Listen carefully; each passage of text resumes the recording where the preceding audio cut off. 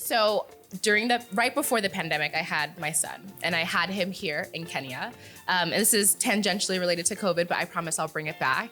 And when I was in the US, the first 5 months of our pregnancy was in the US. I was a high-risk pregnancy because I had fibroids, and they were like, you're probably gonna have to have a C-section when this baby comes. And I was like, okay, cool. Had to have like 1 million ultrasounds. Every time I had a checkup, there was an ultrasound. I came here, and they were like, oh, you have fibroids, cool. Everybody got fibroids. Let's keep it moving. Right. Keep it moving, you're not special. So I was like to my doctor, I was like, no, really, like I have, like you should look at them. And she was like, no, like you will be fine. We will deliver this baby, like the end. Yeah. Thank you, Kenyan medical professionals. Yes. This is Salam and Hello, where stories of joy and justice vibrate with the rhythm of Africa and the diaspora.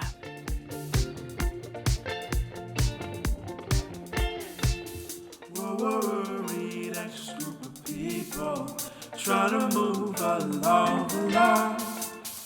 Maybe one day we'll get onto something. Until then we say, hold on. I know it's hard, but baby, you just got to. Salam and hello, everyone. My name is Lilly Piper, and welcome to our first live event here in Nairobi of Salam and Hello. Where are my illustrations, guys? Thank you. I want to hear the Sudanese one. I know there's at least one. There it is. Welcome to our first live show of the year. We are so thrilled to have you with us. Salam and hello to everybody who's also joining us online. I don't know how it works, but somehow we're also streaming live as well. So I have to say hello to my parents, Imma, Abba.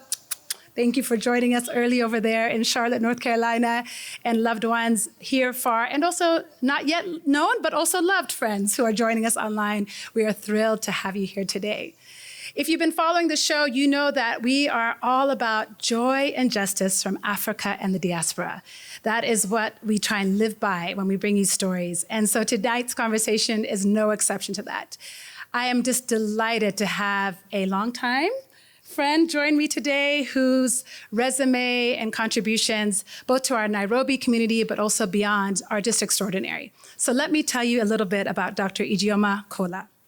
Dr. Kola is a historian of public health whose research broadly examines historical, social, and cultural understandings of health and disease in African and African American communities. She has a PhD in social medical sciences from Columbia. No, nothing, guys, for the PhD from Columbia? Hello? Okay, yes, thank you. Like we said, flowers. She also has a master's in the same discipline, and she is a 2012 cum laude graduate of Harvard with a hard H University. But that's not where her work and her academia and her contributions end. She's also working on a book called I Can't Breathe: Racism and the Rise of Asthma in Black Urban America. And as the mother of asthmatics, I will be the first to buy that book, such an important contribution to the scholarship. Her book will be an intellectual history of medical and cultural perceptions of race and asthma in the 19th and 20th century in the United States. Ijeoma is also a social impact entrepreneur. She is the founder and executive director of Cohort Sistas, an organization dedicated to ensuring that more Black women and non-binary people have access, resources, support, mentorship as they get their doctoral work going and as they complete it. Her work through Cohort Sistas centers Black women and non-binary scholars. Throughout their work, they do global outreach, they host networking and scholarly events. One of the events that I saw on your page that I loved was This Degree Won't Break My Soul. That I really felt that. That is the kind of work that Dr. Kola is doing. And perhaps some of you know her through the work that she did in tandem with her scholarly work. I was talking to her before thinking that she kind of had seasons. No, she's been doing these things in tandem. And for 12 and a half years, she was a content creator and influencer, over 125,000 followers on Instagram. I hope all of you are gonna follow me now as well. And she's worked with major brands, Emirates, Best Buy, Staples, Fitbit. Those are some big brands, I know, right? Fitbit, if you're watching. Tafadali. So, but she's left that world behind and is focusing her efforts and her energy in a little bit of a different direction. So we're going to talk about that as well today. And in addition, she's also a professor of history at University of Notre Dame in the United States, where she is inspiring young minds. Yes, give it up. Inspiring young minds and mentoring the next generation of what we hope will be thoughtful, dedicated, justice-oriented thinkers, leaders, and members of our global community. So that's just what she does. And she's also a mom. She's also a couple other things. But Ijeoma, karibu sana. I'm so delighted that you're here. So Ijeoma, I've read out your bio. You have an extensive library of work that you've done. When you meet somebody new, where do you start? How do you introduce yourself? Great question. So I always start with my name because Ijeoma means safe journey in Igbo, which is a Nigerian language. I am Nigerian. I am Igbo first and foremost. You see how it took her 10 seconds to get to that she's Nigerian? Yeah, this is important. It's really a core part of who I am. And safe journey to me, I was one of those kids. I grew up in the US and went by EJ for a long time because I don't like when people can't say Ijeoma or don't try to say Ijeoma properly. I feel like it's not that hard. But I went by EJ for a really long time and kind of had this awakening post-college where I was like, actually my name has meaning and it has purpose and it was intentionally designed and created for me and given to me, and it is a blessing. Anytime someone says my name, it is a blessing to me. It is a blessing to them. It is a blessing to us all that wherever we go out in life, it will be safe. We will be well. It will be good with us. So that's where I start whenever I introduce myself. I am Ijeoma. I am Safe Journey. It really drives how I think about what I do in life, why I feel very comfortable doing a million different things, because I just know it's always going to work out for me. Okay, that's just how I'm blessed. So yeah, that's how I start out. Fantastic. Well, I met a couple of people earlier today who know you from your content creator days. Yes. I think they're officially in the rear view at this point. They are 100% in the rear view. Yes. So we'll talk a little bit why that is so clearly in the rear view. But it's interesting that you start off with the meaning of your name, because I think you're right. There's so much richness there. And it actually, in my mind, ties a lot to the work that you're doing in creating safety for people in medical and public health spaces. So let's walk through some of the early years of what led you to this career path. I won't tell your story for you, but I know we share a lot of the same kind of immigrant pathways. Right. So tell us kind of what your journey has been from your roots to now. So as I mentioned earlier, I believe, I was born in Nigeria, or I'm Nigerian. I'm born in Nigeria. I moved to the US when I was 18 months old. And why my name is significant is my mom knew when she was pregnant with me that she would be leaving me. So she immigrated to the US first as a nurse during the 90s nursing shortage and left myself, my older brother, and my dad behind. She left when I was about 5 months old. Oh, wow. But again, left knowing that I would be fine, because that's the name she gave me, that my journey through life would be fine. And her journey would also be fine and would be safe and would be well. So growing up in the US, growing up in New Jersey, I grew up in a very, when people say you're American, I'm like, haha, I might sound it, but don't let these accents fool you. I'm very Nigerian. I grew up in a very Nigerian household. Everything was culturally, I was raised Nigerian. I just happened to not be. You happened to live in America. I happened to not be in Hawaii. I was in New Jersey. And so I think that why I bring that up and why that's important is because that shapes my worldview, right? Nigerian culture is a lot of things. It's very beautiful, but it's also a society in which there's a lot of inequality. There's a lot of patriarchy, which has also kind of shaped how I think about the importance of centering women in everything that I do. I'm also the only girl in my family. I have 2 brothers. I'm a middle child. So I'm simultaneously the oldest because I'm the only girl, but I'm also the only girl. So I got a little bit of only girl benefits, a little bit, not spoiled, but a little bit. But all of that, really, and also having a mom who was in the medical field, who was a nurse and would come back from the hospital from her overnight shifts with stories about what she experienced and what she saw in the hospital, even how patients treated her. And she's like, I'm trying to save your life. And you're here telling me you want another nurse because of how I look. Some of those really early formative things shaped my interest in medicine at first, and then eventually my interest in public health. So as many good immigrant children, my one sole purpose in life was to get good grades. So I happened to be really good at test taking and had a pretty good memory. And so I never feel like I'm smarter than anyone else. The way that education is set up, formal education, it rewards people who are good test takers. And I happen to be a good test taker. So I did really well in school, and I did really well in the SAT, and I had the correct repertoire to get into Harvard. I don't take that lightly at all. And when I got there and I thought that I was going to be a doctor, I started majoring in molecular biology, and then, got to organic chemistry. And I was like, I do not care about chemicals and atoms. I literally could not bring myself to do the work because I just didn't care. And really had to sit down and reconcile and figure out, what is it about medicine that interested you? Is it that you just wanted to be a doctor because that's what you're supposed to do? One of the three options you have. You, engineer, yes, doctor, or lawyer. A lawyer, right. and maybe professor. So that wasn't an option for us because, I don't know. Well, in Nigeria, professors are not, that's not a respected, everyone's on strike. School's on strike all the time. So your professor is not getting paid well.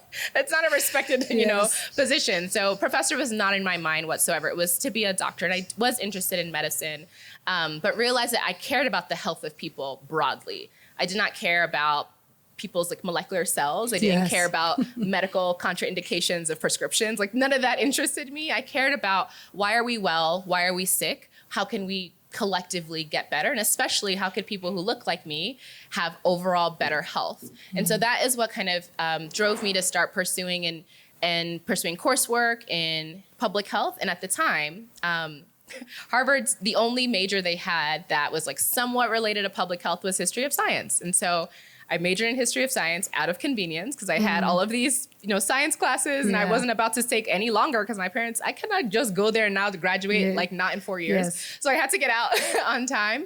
Majored in major that really shaped and changed the trajectory of my life because I became fascinated with how not only the racial and gendered and kind of socioeconomic factors that shape our health and our well-being, but where they came from. What are the roots of all of these different health disparities that exist in the world? Why is it that some people have asthma and some people don't? Why is it more prevalent in some populations, in some communities, in some neighborhoods? And so I really became interested in understanding the historical grounding and the historical foundations of a lot of the kind of public health and medical issues that we talk about a lot today. Thank you for that. That's, I think I love hearing people's stories of how they get from A to B. And I love this concept of, I was concerned about why we are well and why we are sick. Because I think all of us here, we've just come out of the pandemic. We're not out of it. We're not. Okay, thank you. Oh, gosh. Thank you for joining us at Salam and Hello. That's a wrap if we're not out of the pandemic. No, but, I think we will definitely talk about that. But, this question of why we're well and why we're not, I think, if nothing else, the pandemic put a mirror up to all of our societies to say some people are sicker than others. Some people are having longer and different symptoms. And why does that matter? And so before you got to that wellness space in terms of a full-time investment, though, you spent a good bit of time in the content creation and storytelling space. Yeah. And it feels like to me, looking at some of your content, a lot of your story is about this dual immigration road that you've had. First to the United States as a Nigerian, and then as a Nigerian into Kenya. So tell us about that kind of experience in your life. Yes. So first I have to explain what brought me to Kenya. So I have a lovely Kenyan husband who was here earlier with the kids, but we didn't want to have babies crying in the background of the recording. And so, when we started dating, I visited Kenya because I wasn't about to marry somebody I didn't know where they were from. So I visited Kenya and really fell in love with this country and the people and just the way of life, which again is very different from Nigerian culture and way of life. And so when I finished grad school, I'd gone to college and graduate school straight through. I was one of those very foolish and naive people who at 21 thinks they should go and do a PhD because it's, why not go do a PhD when you know so much about the world? Nigerian in you. And so after I finished my PhD, I was like, I have been in school since I was 3. Sit down, go and sit down and do something. So he brought up the idea, why don't we go and live in Kenya for a little bit? And I was like, sure, cool. Let's up and go. And then we came. So in 2019, we moved here. It was a great time to move to Kenya because it was pre-pandemic and really enjoyed being here and still really think of this as home. We're making it home. It's always obviously been his home, but it is now more and more starting to be home for me as well, which is really nice. But I think that some of the things that have shaped the dual immigration is one, I was an immigrant first. I was always an immigrant. So when he suggested moving, I never felt like, and again, I am American. I have an American passport, but I don't identify as American. I am very much Nigerian. And sometimes if I am feeling the country, I might throw in Nigerian American, but usually I'm just Nigerian.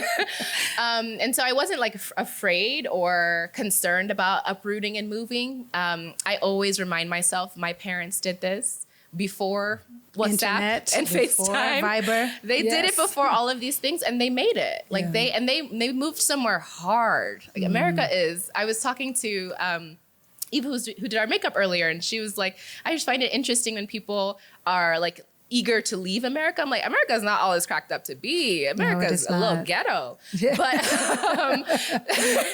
with all due respect, it is kind of a mess. And so I really was excited for the opportunity to have a different experience. I'd never, spent considerable time in Nigeria. And so being able to say and really experience life on the continent and be able to do that with our children, at that time it was the one kid in the belly, but that was something that was really exciting for me and I was really looking forward to. And as soon as I got here, I was really welcomed. Kenyans are so welcoming. Kenyans are the best. They're truly. so welcoming. Yeah. So I felt very much at home, and I continue to feel at home. Anytime I'm here, I'm just like, absolutely. Just really at ease. Yeah. Let's shift now back kind of to your academic research and what brought you into being a historian of race and racism. So I think that distinction is important. Yeah. And I think is it fair to also add history of race and ethnicity? Would that be a fair addition to that? It would be, because race and ethnicity are two different things. Yes. And so I'll talk about, let me maybe first start with like what race is and how that's different from ethnicity. Yeah. So race is a social construct that explains one way of often thinking about physical human differences. So phenotypical differences. So skin color is one that is often used to divide people racially. And race is a concept that was invented. Again, it's an invention. It's not real. It's not biological. It's not real. It's a social construct. Invented in the 17th century. So during the Enlightenment, during the scientific revolution, as people were, categorizing animals and plant species and, doing all this taxonomy work, when they came to Homo sapiens and they were thinking about how do we categorize, further categorize this species, they decided to use racial categorization to differentiate and divide us. In and of itself, problematic? No, because we can say that there are different kinds of flowers. But the issue then lies with race is also a hierarchical system. Anyway, so there were originally 5 races, but the hierarchy was that Black was at the bottom. African was at the bottom. And it was like that from the very first. Why? John Blumenbach, because the people who were involved in this intellectual thinking were from Europe. They were white men. And so they put themselves at the top and then separated the rest of us by skin color, and our skin was the darkest, and so we ended up at the bottom. So it was white and then Asian. Asian was often really close to white, and Asian being East Asian, so not Southeast Asian. Okay. So kind of clarifying, like Chinese, Japanese, they were always most proximal to white, and then we were always at the bottom. And so that's race. Ethnicity is more about kind of like where you are geographically and ancestrally, right? And so what would you consider your ethnicity to be? Ethiopian. Okay. There's no right or wrong answer. There's no right or wrong answer. I swear to God. I could get this really wrong. The whole internet will come for me. No, there really isn't. It's one of those things that it's really about self-identity. Really? Race, on the other hand, ethnicity is about self-identity. Okay. Race, on the other hand, is often, you can identify however you want. There are people who identify differently, but it really is about how others place you and situate you. So ethnically, I'm Igbo. I consider myself Igbo ethnically. Okay, so if you do that, then I would dial it back a couple steps. But it just depends. Again, there's no right or wrong answer. Yeah. It's up to you. And I feel like we could go into like a part 2 and 3 of this conversation, because that ethnicity piece is so important. It's actually what's causing so much of our conflict these days. Yes. Yeah. And we're also divided artificially with borders and whatnot. Absolutely. And so that's race and ethnicity. And then racism is the study of the kind of like social implications of racial divisions and how they affect the different ways of life, especially around this power and hierarchical system. So when I study history of race and racism in medicine and science and health, what that means is, let's take asthma, for example. History of race and asthma is a question of, are there racial differences in asthma disparity or incidence or mortality? Yes, there are. And so you can read that and say, oh, maybe there's something different about Black bodies versus white bodies or Asian bodies that causes them to have more asthma. But if you go further and ask, what is the history of racism and asthma, you would then be able to understand that, well, historically, there are Black people and other people of color, but mostly Black people have been, in the US context, have been systematically forced and moved to be able to be forced to live in specific areas of the nation, of the city, are always historically have been only allowed due to redlining to live near train tracks, to live near garbage dumps, to live near bus depots. And these are the places where there are waste landfills and there is a lot of chemical manufacturing happening and the air is polluted. And so it's not a question of is there a biological difference between Black and white bodies that's causing asthma, but there's a social difference between Black and white bodies based on where they live that's then contributing to asthma. So that's why I think it's important to not just study race and racial differences, but really to study racism. And that means, for me, that's the impact of the social and the lived reality of what it means to be Black or white or Asian or the other two that I'm really forgetting right now. You said Malay. You have Malay. No, but I appreciate that. It's good when we talk about issues like this that are personal on some level, right? They can be academic and heady, but they're also personal because we live in these bodies. We operate in these bodies day to day. So there's no escaping the social, cultural, historical implications that then are attached to the body that we move in. And so I appreciate you starting with just the definitions so that we can continue to understand why your research is so relevant. So tell me about, was there ever a personal experience? You talked about, kind of your intellectual curiosity, but was there a personal experience or story that you could share with us that then really made you want to pursue this for the many years that you spent studying it? Because it must feel personal on some level. Yeah, I get that question a lot, especially around asthma. People often assume that I have asthma. I don't have asthma. No one in my family has asthma. I kind of explained a little bit. My mom was in the medical field, so I knew about medicine. I knew about her experience as a health provider and how she experienced racism from her patients, which I also find is interesting. Like, you about to, all right, girl, that's a choice you're gonna make when you're like on your sick bed to like deny care from someone. But in terms of the asthma, where that line of study came from for me was in one of our classes in college, when I just found out that African Americans are 3 times more likely to be diagnosed with asthma and then 3 times more likely to die from asthma. And this is at all ages, children to adults. I couldn't wrap it's one of those things that just like sticks with you and it doesn't make sense. And so you try to figure out like why. And then I came across this article that explained, it was from like 1890. This is where like my research in my book really starts, is that asthma initially was conceived as a white disease. It was thought to be a disease that Black people could not have because it was framed as a civilized disease, a disease for civilized people.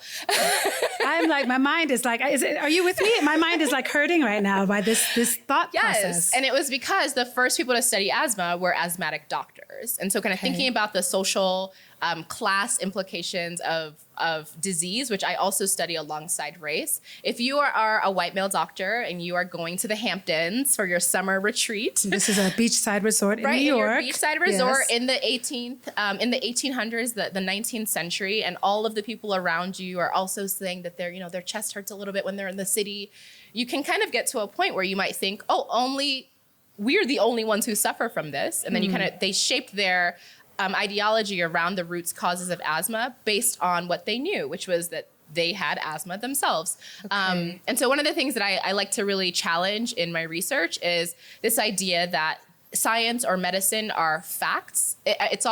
Everything's a construct, y'all. Like everything is really just, there's physical laws, but a lot of what we know about science and medicine are things that people have decided, and like that is shaped by their cultural context. That's shaped by where they are. That's shaped by their own perspective. And so really understanding like the social construction of disease and the social construction of the meaning of disease, that's one of the things that got me really interested in, okay, how did asthma go from a disease that Black people could not have one day to now it's more prevalent in this community in another day? Like how in another, like 60 years later, how did that happen? And I've just been really stuck with that question and trying to explain, because it affects so many people. It affects millions and millions of people worldwide. It's even becoming an increasing issue here in Kenya because of urbanization, because of pollution, because of these things that we know cause asthma, not because all of a sudden there are now more Black people in Kenya, right? Like that's not why there's more asthma here,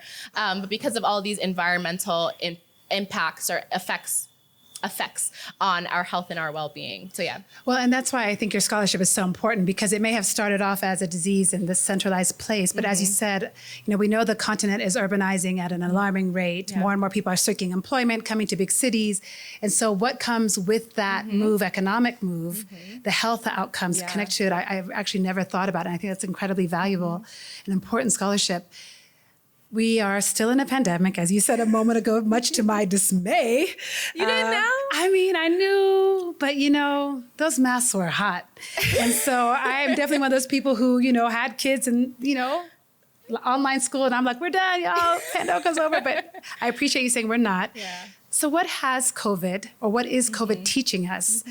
And I'd love for you to talk about it from the intersection of race and ethnicity here on the continent, as well as in the diaspora. Because if we have not learned anything from this pandemic, shame on us, because we must learn, I think, and grow from this moment. So capitalize that for us. Maybe we start here at home, at the continent. What has this pandemic taught us? Absolutely. I think one of the most interesting takeaways from the pandemic was that people who probably before had not thought about public health were now forced, we were all forced to think about public health, whether or not we wanted to. Yeah. We all kind of collectively understood this concept of, protecting your individual self to protect a larger public, masking, quarantining, isolation, curfews, in places that had sense to do those kinds of public health measures. So I do feel like there was one big takeaway that what I do with my life not only just impacts me, but can impact others, which I think is an important and one of the beneficial takeaways. One of the other things that came out, though, was an unfortunate resurgence of very racist thinking about the difference between African bodies and the rest of the global world. There were researchers, people with degrees, who suggested that because COVID rates were lower in Africa, there was something special about African bodies that, made us less susceptible to the disease, that, to better understand, to kind of use our bodies as research hosts to then help the rest of the world to kind of test vaccines here in a very shoddy way. Not that vaccines should obviously be tested, but they should be tested worldwide. They shouldn't just be tested on our bodies because we're not suffering from COVID as to the alarming rates that other people were. So I think that was one of the unfortunate takeaways, for us, is this a reinforcement, unfortunately, of a belief that somehow their bodies are disposable. We can be used for research as we have been used historically.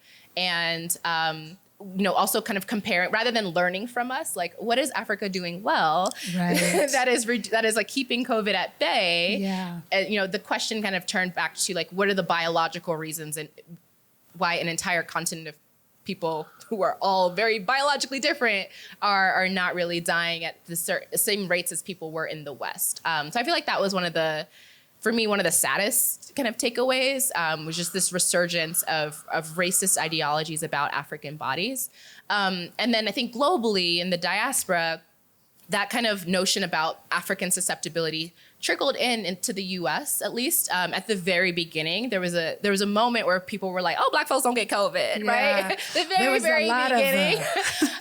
But then, once data around racial disparities and different racial outcomes for COVID came out, we now start to realize that actually it was impacting Black communities even more because of the socioeconomic factors that, position people in places. If you can work from home, you probably are not going to encounter people who have COVID. But if you have to go to work, if you have to go work at Amazon in the warehouses that are shipping our 2-ply toilet paper to us from the comfort of our homes, people who work in those essential jobs, those essential workers who had to continue to go to work, are often people of color. And so, we then realize that, actually, this idea about, Black and African impermeability to the disease is a false narrative. In fact, at least in the US, Black and other BIPOC folks who often work in industries where often just white collar workers, right?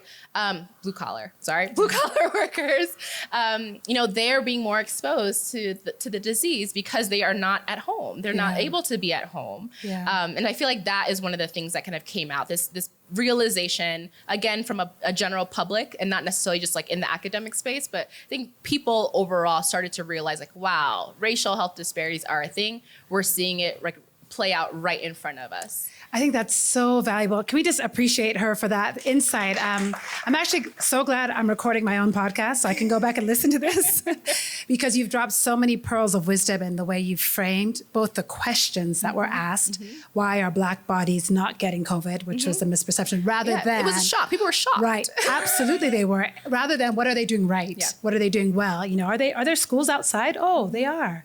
Are there different kind of community, engagement norms? Oh, there is. Are people already in same family, multi-generational homes, et cetera? There's so many things that we could have taught the world and a missed opportunity there. I really, really appreciate you framing it in that way. And something else that I read that really startled me related to the pandemic is that this is not the first time when it comes to cancer, when it comes to prenatal care, when it comes to even something, HIV, AIDS, this has always been the case, that there is this racist ideology that seeps in.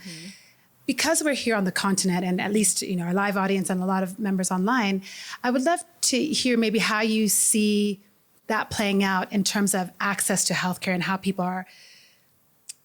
Let me backtrack. I think sometimes there's a misperception because we're Black people in a Black place that we might be spared some of these assumptions or some of these behaviors by the medical professionals or public health professionals. Right. Was that true or not true in this pandemic context? Yes. Oh, that's such a good question. I'm trying to decide if I want to answer this academically or personally or both. I say let's just do it. Let's start with the personal, maybe. Yeah. Okay. So I'll start with the personal, and then I'll get to the more academic. So right before the pandemic, I had my son, and I had him here in Kenya. And this is tangentially related to COVID, but I promise I'll bring it back. And when I was in the U.S., the first 5 months of our pregnancy was in the U.S. I was a high-risk pregnancy because I had fibroids, and they were like, you're probably going to have a C-section when this baby comes. And I was like, okay, cool. Had to have like 1 million ultrasounds. Every time I had a checkup, there was an ultrasound.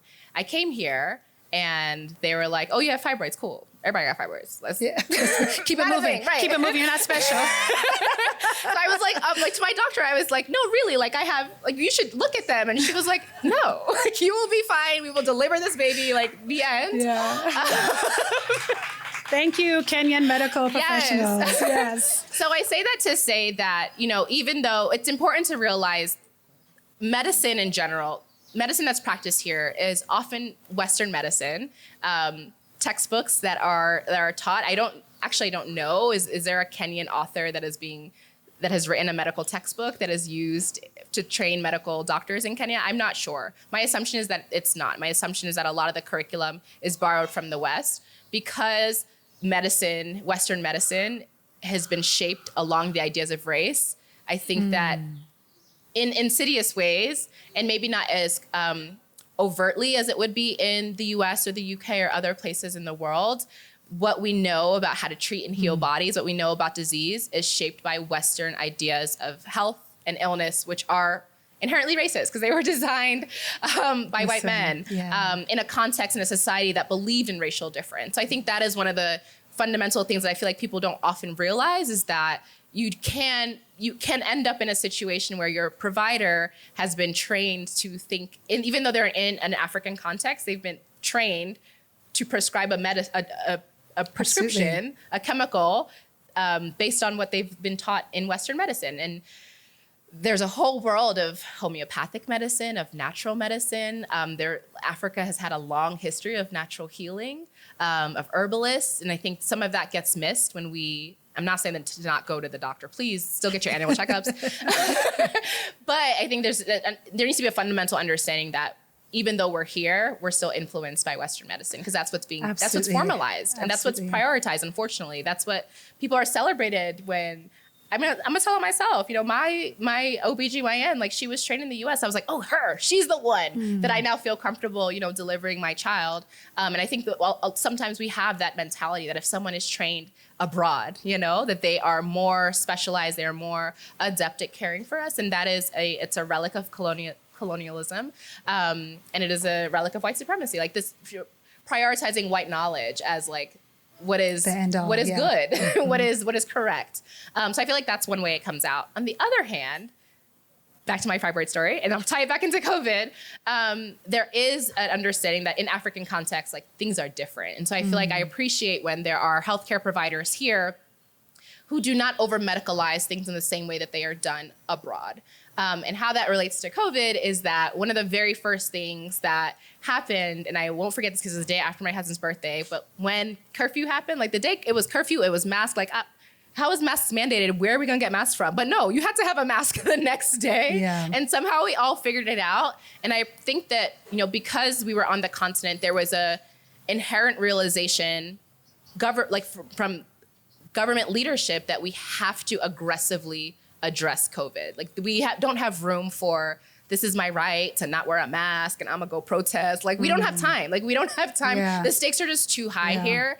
And so I remember, like, especially by the time it was like April and America was just on fire, wild. Yeah. And I was like, I'm so happy to be in Kenya right now where people have sense. Yeah. And we are, you know, taking precautions again for the greater good. Like, and I think that is an African mentality that we do things for for each other.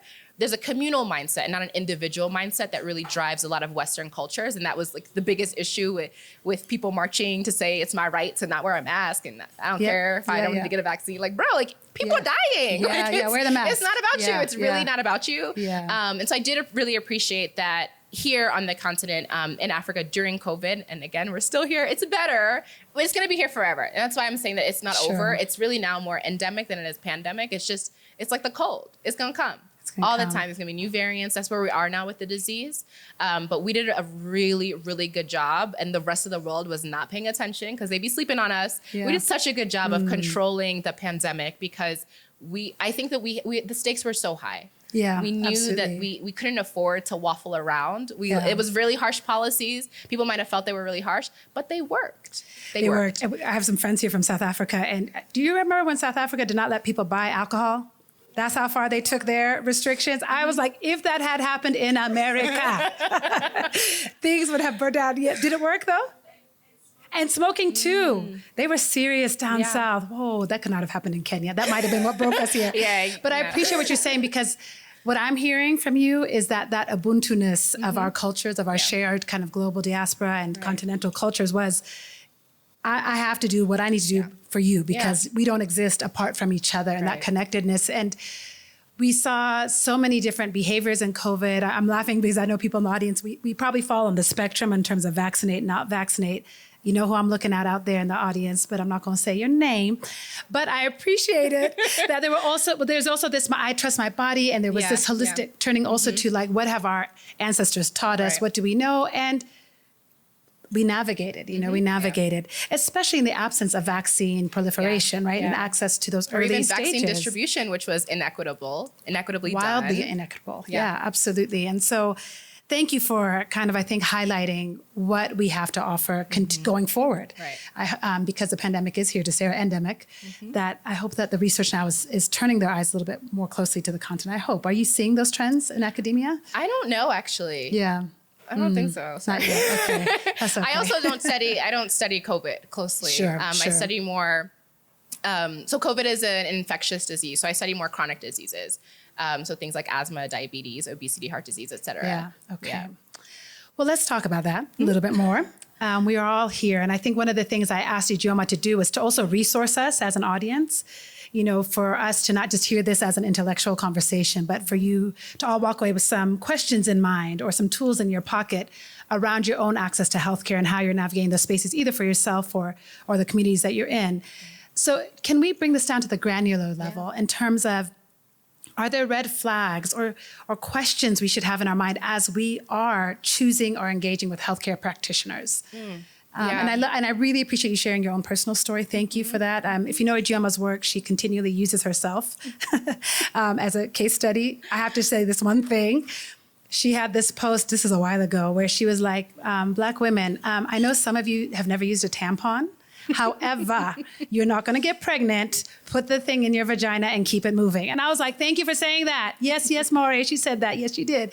But I think that's so important. We've been so miseducated about what is a benefit to us. And meanwhile, our non-Black sisters out there swimming, hurdling, and doing all the things. Going to the Olympics, doing everything while we are at home on the couch waiting for this thing to pass. So not going to school. Yeah. Thank you. So many things. Yeah. Exactly. So thank you, Ijeoma. I just want to acknowledge that she has put her words into practice on her public platforms to really raise the awareness around health-seeking behaviors and, the kind of things she wants for all of us. So thank you for being who you are in that space.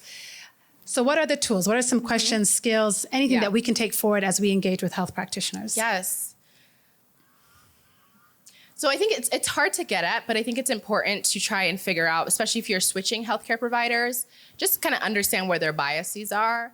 And it's hard to get at, but if you can kind of ask them a couple of questions to just understand, what kind of knowledge do they prioritize? Do they read, what journals do they read? Do they read African medical journals? Do they read Western medical journals? Like where do they center their knowledge? Where are they pulling knowledge from?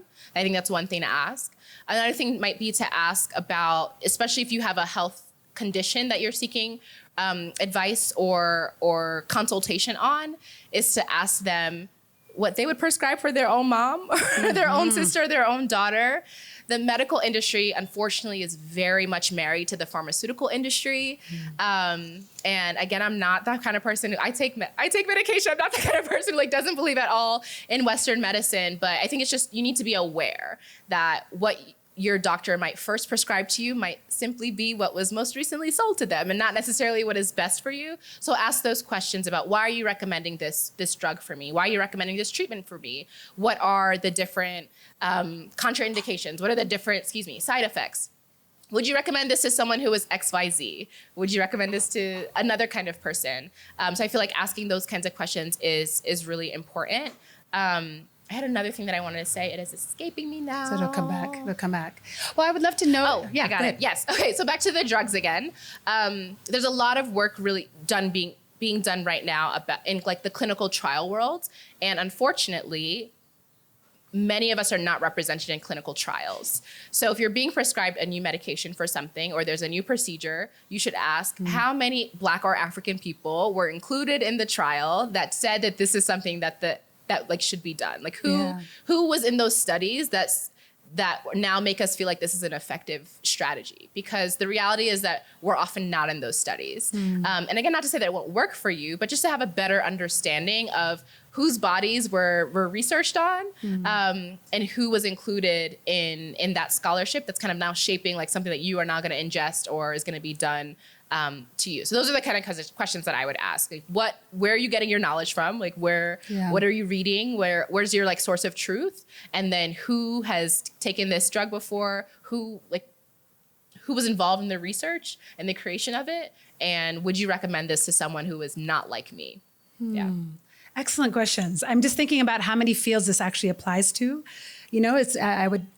I'm going to take all those into my next healthcare conversation, but I also makes me think about buying a home or looking at financial advice or looking at educational advice. All of these things. I feel like all these questions. Who have you worked with before? Who's like me? Where is your research? What did you say? Truth based? What was your source of truth? Yeah, source of truth. Such a good phrase. I'm gonna ask my husband that next time he comes at me sideways. What's your source of truth, Ben? Because I really love that idea of what is your source? What are you pulling from? What's anchoring you? Right? That makes such a difference. But I do want to come back to what you said earlier, what we were talking about race as a construct.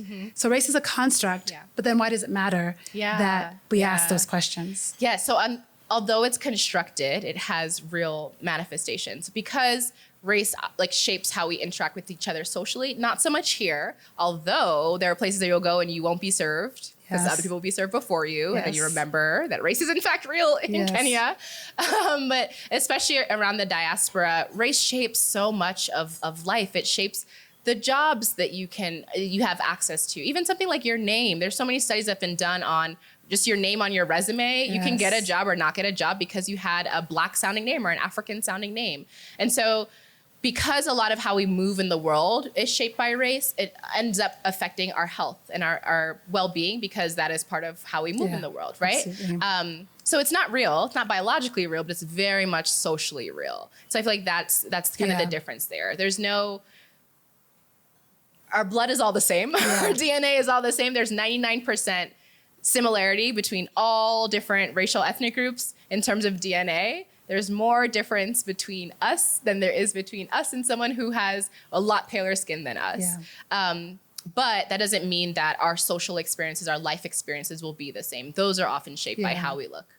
I was at an event this week called Little Gig, and one of the people I had the joy of interviewing was Tsitsi Dangarembga, the Zimbabwean author. She wrote Nervous Conditions, This Mournable Body, which was shortlisted for the Booker, but she used the term melanated people. I really liked that. I was like, ooh. I know we all have melanin, some to deeper, to various amounts, but I liked that term, so I appreciate you continuing to frame the question. So the way you frame, the way you think about these things, to me, really links directly to your work as founding Cohort Sistas, because it seems like in a lot of ways, you listened to your mom, her experiences as a nurse, that obviously sat with you. Then you had your own doctoral journey, which I'm sure, of course, shaped you. So tell me why an organization like Cohort Sistas became a necessary endeavor for you. Yeah. So I mentioned that I went straight through to grad school. So graduated college in May, was at Columbia in August. Girl. I was feeling so cool that I was like, oh, I'm moving out. I'm in New York. Like, I was feeling so... This makes me just tired. Just I know, but it was not really the smart thing, and I advise anyone against going straight through. But I had done so many summer research programs. I'd written an honors thesis. I went to Harvard, and I don't flex that often, but like I felt like I was gonna be fine. Like I went to Harvard, like I'm gonna be fine in grad school. Fair. And I was fine academically, but socially, in my courses, I felt I was often the only person who looked like me. And I didn't go to the University of Kansas. I went to Columbia. It's in New York City. It's the most diverse city probably in the world. But I was often the only Black person in the room. Often expected whenever we talked about, and it was a school of public health. So whenever something came up around the health of Harlem, which is where the school is located, there would be, just side turn. People would be like, Ijeoma? What do you think? And I'm like, I don't know. I'm not from here. I'm from Nigeria. I don't know. So there was this kind of like burden on me that I was supposed to know all of the answers to all of the issues that Black bodies were experiencing. So that was one issue. I just felt like I was isolated. I was all alone. I was the only person who looked like me in so many of my classes. That was issue number one. Issue number two is there's so few faculty who look like me. And this is one of the reasons why I ended up kind of returning back into academia after swearing that I was not going to be a professor. But I went through so much of my education with so few Black women faculty members. And so when it was time for me to build my dissertation committee, I'm doing a dissertation on the history of asthma in Black folks. And I, for a long time, did not have any Black people on my committee. And I was like, it's not going to, I can't do this, right? But there's just so few of us in academia, in higher education. So it was hard to find mentors who understood when, maybe we'll talk about the book, but when Eric Garner died, when Eric Garner was murdered, while I was in graduate school, I could not type a paper that I had due. And they didn't understand that. And I was like, I had protested, I had marched, and I was like, this bioethics paper, I don't care. I'm not writing this. I actually took an incomplete on that class and was like, I literally physically could not sit down and type a paper because it did not matter. In that moment, it did not matter. And there weren't any people on my committee, there weren't any faculty members who understood that. It wasn't just about what you were reading in class, what you were learning about. There are real ramifications of being Black in America at the time that was affecting my ability to show up in class, but they didn't get that. So really struggled with mentorship, really struggled with community. And although I was academically prepared and I had gotten a 5-year fellowship and I felt really, I was funded, but still, I was there for longer than I thought. I was supposed to graduate in 6 years. That's the typical timeline for my discipline. But again, I had taken that incomplete. I thought I wanted to quit. I really seriously drafted, that email was drafted several times. I talked to my advisor and he suggested I just take a leave of absence for a semester, which I did. And so it took me a little longer to finish. So my funding had run out. So the last year, and this is why I really went hard with blogging, because I was like, I need money to live in New York. I need to be able to afford New York. And so it took me a little bit longer. It was expensive. I was really fortunate to be able to finish without any student loans, but that is definitely not the reality of most people's experiences. And so when I finished, I was here Congratulations. crossing my legs, enjoying life in Kenya, the beautiful sunshine. But I kept on reflecting on, I was proud that I finished, but I was exhausted and I was burnt out. And I kept on going back to this idea of like, you were set up to succeed. Like you had the training, you had the funding, you lived an hour from your parents. Like I would go home very often and just cry and eat rice with my parents to feel better. And so I kept on going back to this idea of if I struggled so much, knowing all of the things that were set up for me to succeed, how much more people who do not have a full ride, who do not have family close by, who did not have summer research experience before, who have never been in the Ivy League, so don't know all that drama of being at a PWI, how much more are they struggling? And the more that I started talking to people online who were also in doctoral programs all around the country, all around the world, it became really clear that there was a big gap in how Black women specifically are not being served in their doctoral programs. We drop out. There's only 40% of Black people who start doctoral degrees complete those doctoral degrees. A lot of us take much longer to finish. We take on average 3 years longer than the national average. Wow. We graduate with 3 times more debt than other people. And then if you think about, often people will get a doctoral degree because kind of two different paths people take. Either they really care about something, which is like not that many people, or they're getting a doctoral degree because they want to like improve their lives. They want to earn more money. They want to have more respect in their field. And so if we are graduating, if we're completing these degrees, but we are emotionally drained, we're financially drained, what benefit are we going to be able to, we can't even use our research. I was at a point where I was like, I don't want to publish this research because I am so exhausted.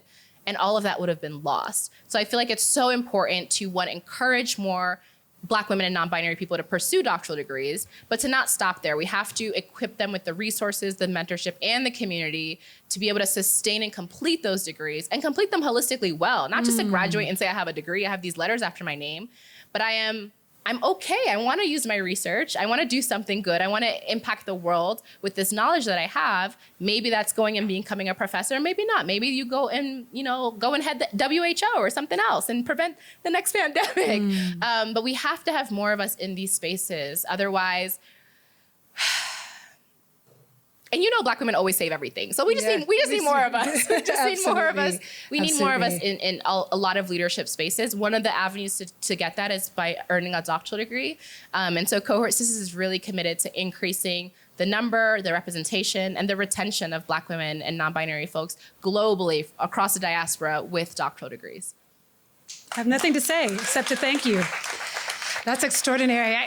One of the statistics I saw on your website was that 3% of PhD holders are Black women. Yeah, only 3%. Only 3%. That is alarming because it ties back to how we started our conversation. If the texts that the world is leaning on to educate the next generation of teachers, lawyers, doctors, practitioners of any discipline are primarily still so West-leaning, and there are no people of color in those places writing those texts, being an expert in their field, then our knowledge bank and our source of truth is incredibly narrow for a world that by 2050 is going to be very different than what we experience now and be very ill-equipped for our future. So thank you for the work that you're doing. I was just thinking about how you use the words to complete it and to complete it well and have this holistic experience. I feel like we need a Cohort Sisters for life, though, because every Black woman I know is tired and is holding up, more than her fair share of family responsibilities, cultural responsibilities, et cetera. So thank you for the incredible work that you're doing. I'm glad that PhD did not break your soul or it almost did, but I came back. I'm Nigerian. We always, we never carry last.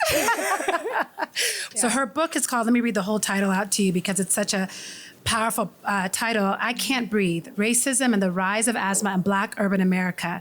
And if you were, at least socially conscious during those 2020, Eric Garner was a Black man who was murdered in the United States, and the police kneeled on his neck. Yeah, that was 2014. 2020 was George Floyd. Sorry. Yeah, who also... 2020 was George Floyd. 2015 was Mike Brown. I mean, there's just so many. Yeah. It's a tragedy and a shame on the U.S. But when he was being arrested, he's telling the officers the whole time, I can't breathe. I cannot breathe. And they did not ease up. They did not persist. They denied him his human rights. And as a result, he was murdered, as you rightly put it. So tell me what your book is teaching you as you research and what you want your book to offer us. Okay, I'm gonna have to answer the second question first because I need to think on the first. No one has ever asked me what the book is teaching me. I love that question. What it has to offer and why it's called I Can't Breathe. I'm glad you brought up Eric Garner. So in case people weren't aware, Eric Garner, one of the reasons why he was saying he couldn't breathe is because he had asthma. And so when you have asthma, your airways are typically more constricted than a person who does not have asthma. And so he had less air available in his lungs, which I don't think would have mattered. Like anyone who has a knee on your neck, you probably, are struggling to breathe, but he especially had lower lung capacity. And again, that was a moment in my grad school career where I was like, this means nothing. I cannot do this work anymore. So it was important for me to tie that phrasing that really started a whole, global Black Lives Matter movement into the book, because when the trial came, it's just so embarrassing. America is so embarrassing sometimes. But during the trial, the defense argued that because he had asthma, he died because he had asthma, not because he had several people's knees on his neck. And so I was really curious, and I want to kind of show people and tell people how asthma is kind of a stand-in for a variety of racism, a variety of ways in which racism impacts our health and our ability to breathe. So I'm localizing it with just asthma and the breadth of asthma, but I'm hoping that people can kind of take away an understanding of how racism is so deeply embedded in the medical system, in the healthcare system, that it shapes all of our well-being often in negative ways. So the story, it looks at the rise of asthma in Black urban America. So the rise of asthma in certain enclaves in Harlem and Philly, but also in the South, in New Orleans, and why these areas have such high rates of asthma. This is not a fluke. It is not by genetics. So there's so much money being poured into genetic research in asthma right now. And it's a waste because it's not genetic, it's environmental. It's so clearly environmental. So that's one of the things that I want people to take away from the book is a clear understanding using this one disease, understanding this one disease of how racism is embedded in medicine. What it's teaching me, I don't know if I know it. I don't know what it's teaching me. I've been working on it. It started off as my senior year undergraduate thesis. So I've been working on it literally for 12 years now. So it's really been my life's work. So I think that it's teaching me about patience and perseverance, because when I did the thesis in college, I didn't think it was going to be a book. I didn't want it to be a book. Even when I went to grad school, it was more like, I don't know what to do, so let me just apply for this PhD. But in continuing to work on it, it's been giving me a lot of confidence. I've been showing up more authentically as myself in terms of the scholar, the researcher. And again, because I didn't see myself, I didn't see people who looked like me, that many people who looked like me in those spaces, I struggled a lot with that identity. I think you asked me at the very beginning, how I would introduce myself, and now I will say that I'm an assistant professor, but for a long time I would be like, I'm a content creator, I'm a mom, I got, and I also do research on the side. But now I think especially working on the book and becoming an authority in this space has given me more confidence to lean into my expertise. I'm an expert. If you want to know anything about the history of race and asthma, that I know. I'm gonna forget the 5 races, but I will know everything there is to know about the history of race and asthma. And I think that's a really unique and special thing that I can not only brings joy for myself, but I'm able to be an example to my students, right? To every year I teach, every semester I teach, I have more and more Black women in my classes, and I'm like, hey girl, thanks for joining. Yes. And it's so important for me to be able to do the work and to be able to inspire and shape the next generation. Thank you. Do you mind just goosebumps listening to you say that? So we're going to play the game in just a second, but I want to ask one last question, because there's some people here who know you from your content creator days, and I love that there's an ambulance going by as she's talking about public I hope health. they're okay. Whoever's there, I hope they're good. But a lot of people here know you from your content creators, which you also did for 12 years. Yeah. You like to do things in 12. You're like Jesus and the disciples. Content creation started because I was like, I don't want to do my homework. So let me instead record this video at 2 a.m. instead of going to sleep, like the things you do in college. The things you do. I know those well because I have so many kids in college right now. But you did it so well. So many people start off in that space and it's exhausting, but your creativity, if you look at her page, it's beautiful. Aesthetically, it's beautiful. She shows up joyfully to the conversations. I know some of you follow her here and see you nodding your heads. She comments back when people say something to her, it'll be like 125 comments in and she's still like, thank you. Thank you. So good for you to be. I mean, I'm like, that takes energy. And I have so appreciated the joyful way that, act with people truthfully, yourself. Yeah. That's always been my impression. Yeah. And I've just always been so impressed by that. But you left it behind. Yeah. I know it's not a short conversation, but maybe in short, as we're getting to the end here, why did you leave it all behind? Yes. So to be clear, I didn't leave content creation behind itself. I left influencing behind. What's the difference in your mind? The difference is that anyone can create content. You pick up your phone, you take a picture, you've created content. Indeed. That's content creation. Yes. You don't have to post a picture. To post is a different thing. Creating it is just to take the picture. Influencing is when that is your work, when you are working towards being able to convert the content you've created into monetary value by either working with a brand or being an affiliate. And so that is what I've left behind. And there are a couple of reasons, many different reasons. It's a blog post, go read it, about why I stopped influencing, but really high level. I think 3 main things. 1, I was in the game for a long time. I think that naturally people outgrow things. And when I started influencing, I was dating Jonathan at the time, but we weren't serious. We were in college, we weren't serious.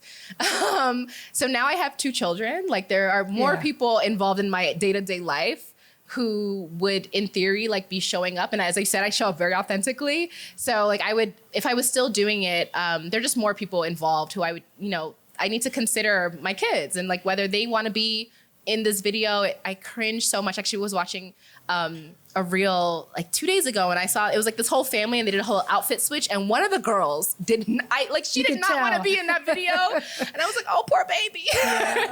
But so now that I have kids, I considered that. Even like when we got married, like sometimes Jonathan would be like, I don't want to be in the picture, babe. I'm like, but you got to be in the picture because this is my job to be in the picture. Yeah. So that's 1. It's just like, growing older and having other people being involved. 2, in terms of like working with brands, being an influencer in the American context, very lucrative. Like sometimes I'm like, I have to go and buy this thing. Like, they used to give it to me. No one's giving it to me for free. People earn very well. I did very well. But as you said, like it's so time consuming. You have to engage. The way to build, unless you're like super skinny, super rich, have a luxe lifestyle, light skin, long hair, if you want to grow on the social platforms, if you want to be able to beat the algorithms, you have to be really intentional about building community. And I did that well, but that took time, that took energy, that took effort. And I wasn't going to half-ass it. So I did reply for a long time, replied to every comment. Then I hired someone to reply to every comment. Listen, we never felt it. I was like, oh, she saw me. No, she didn't, but that's okay. So I think that was part of it too. Just like the industry, the demands, people feel like, oh, they just posted this little ad. Like the number of times that caption was reviewed and sent back. And the fact that the brand said that you actually have to wear blue in the picture, like people don't really know all of that goes behind influencing. So I think that was also part of it. And then lastly, when your income is dependent on likes, this is not a good vibe. That's not a good look. It can really impact your mental health. Sorry. Any advice for us as we're navigating the social media world that life and influencing really taught you that we can take into how we engage in social media or teaching those we care about around engaging? So I think one of the things that I see a lot of, it's fun to say kids these days. Like that used to be too. But a lot of kids these days, they want to be influencers, right? They want to be able to play video games and get money. And I'm like, that's really awesome. I think it's important to not prevent your kids from like using social media. They're going to do it regardless of whether or not you think they're doing it.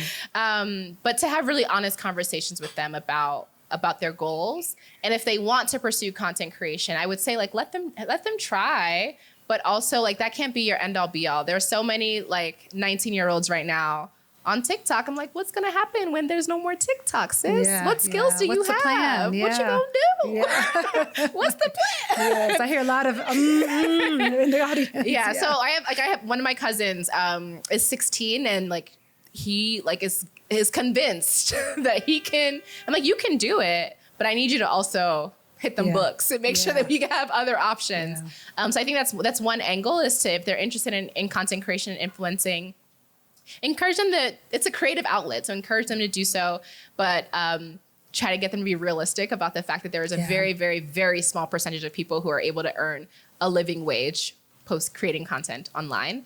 And the second thing is to just be mindful about their mental health. There are, unfortunately, the platforms, they know what they're doing. If they're designed, they've used PhDs who like are PhDs in psychology, who have done the work to like figure out how to keep us on the platforms longer, how to keep kids on the platforms. There's all this stuff that's, come out about how Facebook knows, Meta knows that kids, after using Instagram, like feel worse about themselves. Like they know, and they've done nothing because they want, like their end goal is money. So they want us to be on the platforms more. So really, I think look into making sure that your kids are well, that their mental health is not being impacted by comparing, my friend and I both posted the same outfit.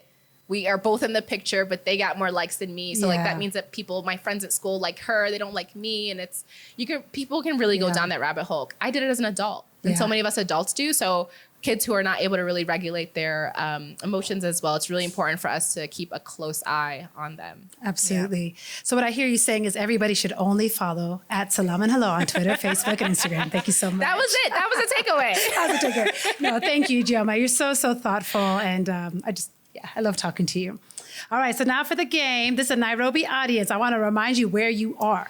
And I want to remind you I'm Nigerian and I don't care because we Nigerian. All right, let's just go. The first question. So this question, we like to play these games. We played it recently with a friend from Centrafrique. So we did Who Does It Better, Kenya and Centrafrique. That game ended in a tie, by the way. Who's keeping score? I am. Okay. And Joaquin is keeping score. So anyway, we like to play these little games to spice it up. And okay, let's just get to it. Okay, so this is going to be pick one country, Nigeria or Kenya. Okay. You spent many years as a natural hair influencer. Yes. Who has the dopest, most creative hairstyles? Oh, this is such a good question. I'm not expecting. Okay. I'm going to have to give it up to y'all. Okay. Kenya, that was a surprise. Becky, my producer, was like, she's going to say Nigeria. Should there be context? No, we don't need context. Let's keep it moving. Just because you won. Kenya. One for Kenya. But what did you like about what you saw in Kenya, though? So I feel like Kenyans are more appreciative of their natural hair than Nigerians. We're still very much like weave game, wig game. But I feel like Kenyans, like, we just... So many locks, so many beautiful braided styles, loose natural styles. So I feel like we're winning. But that's just also... I mean, this audience is definitely winning. Just look at your neighbor. Yes. Look at your neighbor. Everybody's winning close here. Crops, so. Like Kenyans can rock any hairstyle. Yes. Really. Okay. That's one for the East Coast. Okay. Who has better wildlife safari experiences? Wildlife safari experiences. When it's your podcast, you're going to your game. This is rigged. Okay, we'll keep going. Okay, when you're hungry, so that's 2-0, by the way. When you're hungry, what satisfies most, jollof or nyama choma? Oh, she already had the flag up. Do not let her do that. She has to wait till she hears the question. When you're hungry, the answer's always Nigeria.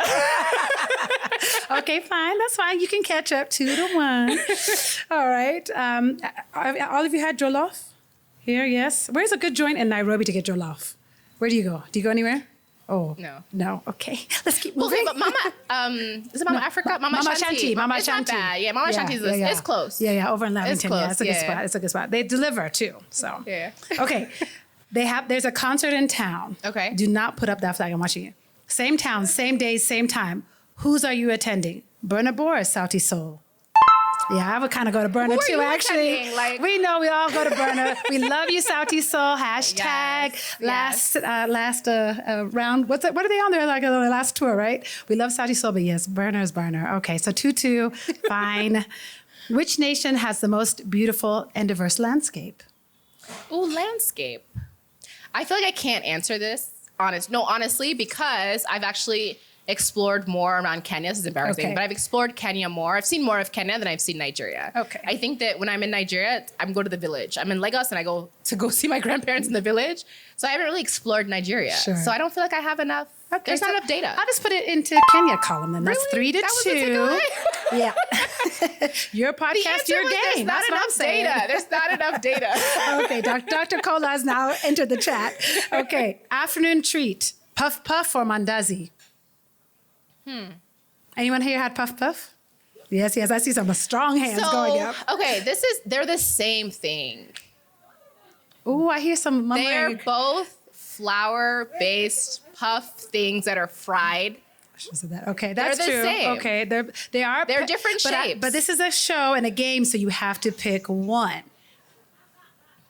Okay, I'm only doing this because mandazi often comes with chai. Okay. And I appreciate Don't the try chai. and explain it to your cousins. She said what she said, which is Kenya.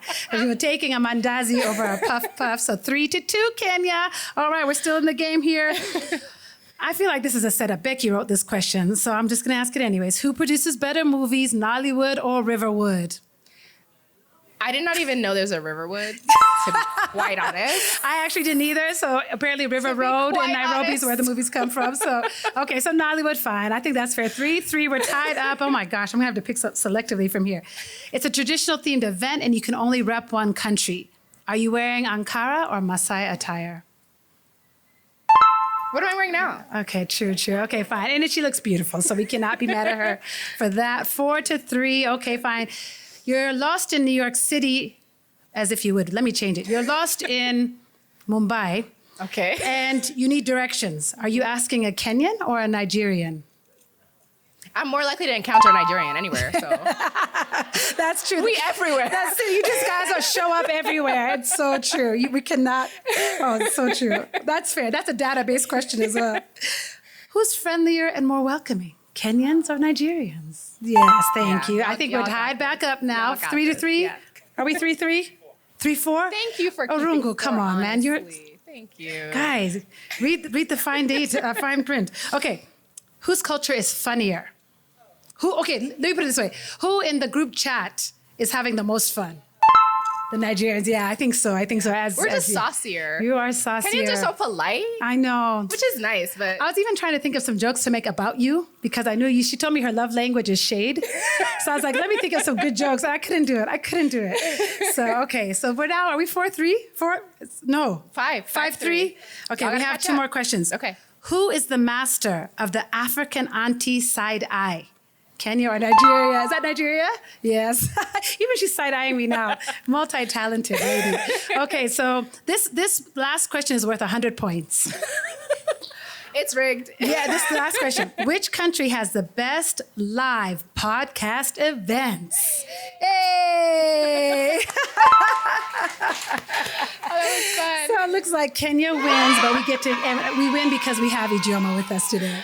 So Ijeoma, the last thing we always ask all of our guests, because we like to find the through line between everyone, whether they are a parent, whether they're a teacher, whether they're an influencer, an academic, we ask the same 2 questions of every guest at the end of our show.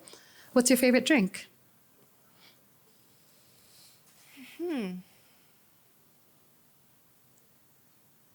She's such an academic. She's like keeping real thought to this.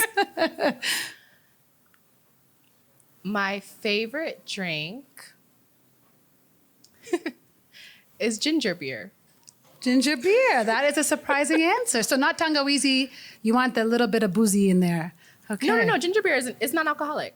Oh, see, I knew that. But it's not. I knew that. So Stony. It's tangawizi, No, but Stony is but not ginger really, beer. It's not really the same. Okay. as Ginger beer. But ginger beer. Yeah. Okay. You like it to get up your nose and make you sneeze. Yeah, I don't Okay. really. This is so funny because I actually don't really know why. But I was just like, what? If someone was like, oh, what do you want to drink? And I'm at home. That was my center. Yeah. Yeah, ginger Ginger beer. beer. Okay. Yeah.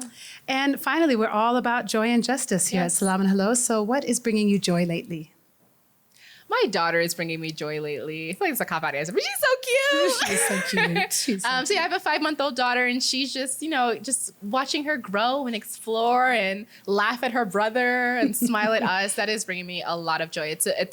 As someone who is the only girl in my family, has always wanted a sister, really cares about women, to be able to be raising a young Black girl, it's an honor. Black girl magic. Yeah. Yeah, I love it.